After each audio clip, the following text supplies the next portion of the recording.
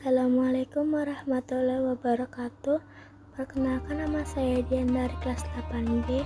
Di sini saya akan mempresentasikan sebuah materi SKI bab 1, yaitu tentang keruntuhan dinasti Umayyah dan berdirinya dinasti Abbasiyah. A. Keruntuhan dinasti Umayyah. Dinasti Umayyah berjaya kurang lebih 90 tahun 661 sampai 750 Masehi. Namun pada akhir mengalami masa-masa kemunduran ditandai dengan melemahnya sistem politik pemerintahan. Di samping munculnya berbagai tekanan dari luar berupa pemberontakan, Khalifah Bani Umayyah sangat lemah dan tidak bisa mengendalikan pemerintahan dan keamanan, terutama setelah pemerintahan Hisham bin Abdul Malik. Di kalangan keluarga sering terjadi pertikaian, misalnya yang dilatar belakangi oleh perebutan kekuasaan untuk menduduki jabatan khalifah. Khalifah Hisham diteruskan oleh Walid II, Yazid III, Ibrahim dan Marwan bin Muhammad. Namun keempatnya hanya mampu memerintah sekitar 7 tahun. Al-Walid II memerintah 1 tahun 3 bulan. Kemudian digantikan oleh Yazid III yang hanya bertahan selama 16 bulan. Selanjutnya digantikan oleh Ibrahim bin Al-Walid Abdul Malik, tetapi bertahta tidak lebih dari 3 bulan. Digantikan oleh Marwan. Selama masa kepemimpinannya, Marwan disibukkan mengatasi berbagai pemberontakan sampai akhirnya ia tewas di medan perang. Di antara beberapa peristiwa yang mendorong Bani Umayyah sebagai berikut: A. Figur pewaris kekhalifahan yang lemah. B. Tidak adanya ketentuan tata cara pengangkatan kekhalifahan. C. Pemindahan ibu kota dari Madinah ke Damaskus yang merupakan bekas ibu kota kerajaan Bizantium. D. Para ulama merasa kecewa terhadap para penguasa. E. Pertentangan yang sudah lama terjadi antara suku Arab Utara dengan Arab Selatan.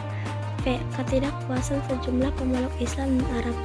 G. Latar belakang terbentuknya Daulah Umayyah. H. Penyebab langsung tergulingnya Daulah Umayyah. B. Proses terjadinya dinasti Abbasiyah. Keturunan dinasti Umayyah pada tahun 170 Masehi menjadi tengkorak awal berdirinya dinasti Abbasiyah. Khalifah pertamanya adalah Abdullah Syafa bin Muhammad Ali bin Abdul bin Abbas bin Abdul Muthalib. Dinamakan dinasti Abbasiyah karena para pendirinya adalah keturunan Abbas bin Abdul Muthalib, paman Nabi Muhammad SAW. Kekuasaan dinasti Abbasiyah berlangsung tahun 132 Hijriah atau 750 Masehi sampai 656 Hijriah sampai 1258 Masehi. Berdirinya dinasti Abbasiyah. A. Latar belakang berdiri dinasti Abbasiyah. Pemerintah dinasti Abbasiyah melanjutkan dari pemerintahan sebelumnya, yaitu dinasti Umayyah yang telah digulingkan. Dinamakan dinasti Abbasiyah karena para pendiri dan penguasanya merupakan keturunan Abbas bin Abdul Muthalib paman Rasulullah. Nama Abbasiyah berasal dari kata Al-Abbas, itu adalah nama seseorang keturunan Bani Hashim. Menjelang runtuhnya dinasti Umayyah, ini para khalifah dan penjabat negara lainnya melakukan kekeliruan dan kesalahan yang menyebabkan terjadinya kekacauan tersebut. Bersamaan nasib sebagai kelompok ternindas inilah yang membuat ketiga kelompok itu mendukung propaganda ini. Jadi latar belakang lahirnya dinasti Abbasiyah yaitu kekecewaan yang menumpuk dan bersatu akibat dari kekeliruan dari kesalahan para penguasa dinasti Umayyah dalam mengambil kebijakan. Gerakan menentang dinasti Umayyah semakin membesar saat dinasti Umayyah digerut khalifah yang terakhir yaitu Marwan bin Muhammad. B.